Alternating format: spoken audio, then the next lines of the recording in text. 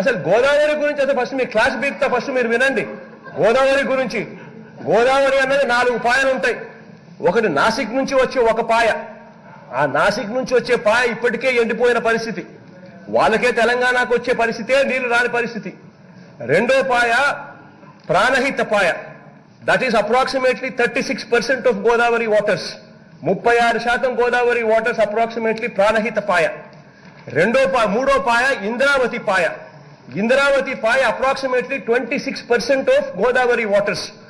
2 Pranahita and Indravati alone constitute approximately 65% of Godavari waters. ఈ 2 పాయలు ఎక్కడున్నాయి అధ్యక్ష? ఈ 2 పాయలు తెలంగాణ రాష్ట్రంలో ఉన్నాయి.